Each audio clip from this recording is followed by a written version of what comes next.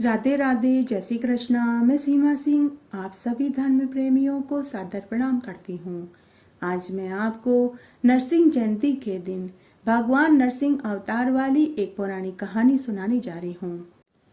वैशाख मास की शुक्ल पक्ष की चतुर्दशी के दिन नरसिंह जयंती मनाई जाती है। तो आइए आज हम वैशाख मास की शुक्ल पक्ष की चतुर्दशी को भगवान विष्णु के नरसिंह अवतार वाली एक पौराणिक कथा सुनते हैं। आइए अब हम नरसिंह जयंती के दिन भगवान नरसिंह अवतार वाली पौराणिक कथा सुनते हैं। पौराणिक मान्यता के अनुसार नरसिंह जयंती के दिन व्रत रखने से मनुष्य के सारे दुख दूर हो जाते हैं। इस दिन व्रत करने से सभी फलों की प्राप्ति होती है। मनुष्य के कायिक, वाचिक, मानसिक सभी पाप धुल जाते हैं। भगवान नरसिंह हर समय अपने भक्तों की रक्षा करते हैं। उनके शत्रुओं का वे विनाश कर देते हैं। व्रत करने वाले मनुष्य को नरसिंह जयंती के दिन ब्रह्म मुहूर्त में उठकर स्नान आदि करने के बाद साफ वस्त्र धारण करने चाहिए और भगवान नरसिंह जयंती को प्रणाम करके व्रत का संकल्प लेना चाहिए। कहा जाता है कि इस दिन जो भी सच्चे मन से भगवान नरसिंह और देवी लक्ष्मी का पूजन करते हैं, उनको हर क्षेत्र में सफलता मिलती है। दसों दिशाओं में उनकी कीर्ति फैलती है। इस व्रत को करने से घर में स्थायी लक्ष्मी का वास होता है।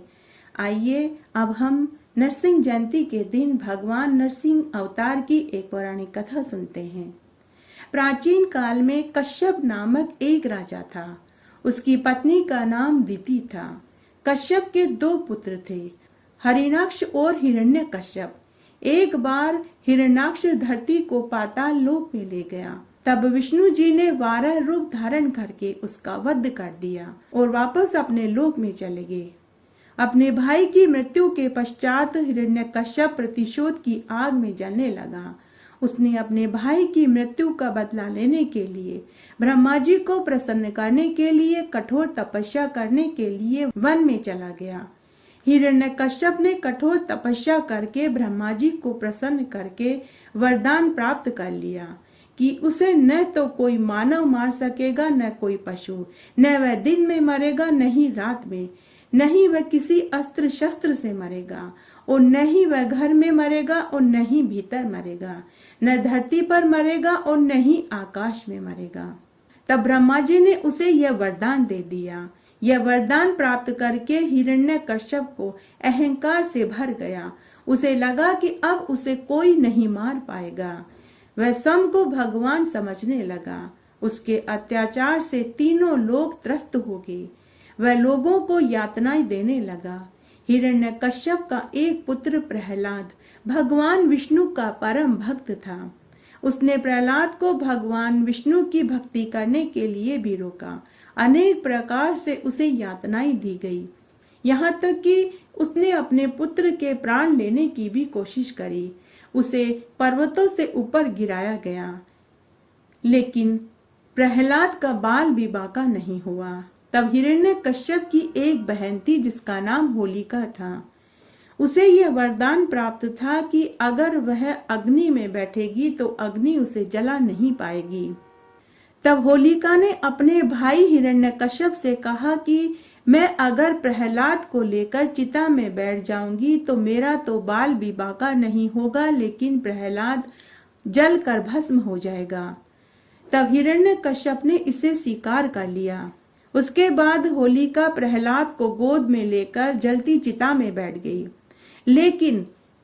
लेकिन विष्णु भगवान की कृपा से होलिका जल कर राख के ढेर में बदल गई, जबकि प्रहलाद का बाल भी बांका नहीं हुआ। जब इस बात का पता हिरण्यकश्यप को लगा तो वह और भी क्रोधित हो गया। उसने प्रहलाद को खत्म करने के और भी अनेक उपाय करे। तब एक दिन क्रोधित होकर हिरण्यकश्यप ने प्रहलाद से कहा कि तुम अपने भगवान को यहाँ बुलाओ, और अगर तुम्हारा भगवान मुझे परास्त कर देगा तो मैं तुम्हारे भगवान की महत्ता को मान जाऊंगा। क्रोधित होकर हिरण्यकश्यप ने कहा कि क्या तुम्हारे भगवान अभी यहाँ हैं? क्या इस खंबे में हैं? तब प्रहलाद ने कहा कि मेरे भगवान तो सर्वत्र मौजूद हैं, और हाँ, मेरे भगवान इस खंबे में भी हैं। तभी हिरण्यकश्यप ने उस खंबे को एक मुक्का मार करके तोड़ दिया। तभी उस खंबे में से भगवान विष्णु नरसिंह अवतार के रूप में प्रकट हो गए। तभी उन्होंने हिरण्यकश्यप को उठा लिया और उसे महल की दहलीज पर ले आए। भगवान नरसिंह ने उसे अपनी जांग पर लिटाकर उसके सीने को अपने नाखून से फाड़ दिया और इस तरह उन्होंने भक्त प्रहलाद की रक्षा करी। भगवान नरसिंह ने जिस स्थान पर हिरण्यकश्यप का वध किया था, उस समय न तो वे घर के बाहर थे और न ही घर के भीतर थे। वे दहली पर बैठे हुए थे। उस समय न दिन था न रात था और उस समय गोधूली बेला थी और भगवान उस समय नरसिंह अवतार में थे। न तो वे पूरे पुरुष थे और न ही वे पूरे पशु थे। वे आधा मानव और आधा शेर के रूप में थे। हिरण्यकश्यप का वध करते समय उन्होंने नरसिंह को अपनी जांग पर लिटाया था, इसलिए वे न धरती पर थे और न ही आकाश में थे। उन्होंने अपने नाखूनों से उसका वध किया। इस तरह उन्होंने किसी अस्त्र शस्त्र का भी प्रयोग नहीं किया था।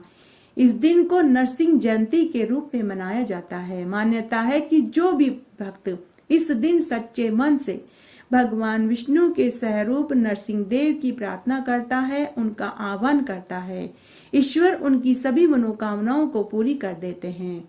उस मनुष्य को कभी किसी शत्रु का भय नहीं सताता। संकट की घड़ी में भगवान उसकी हमेशा मदद करते हैं।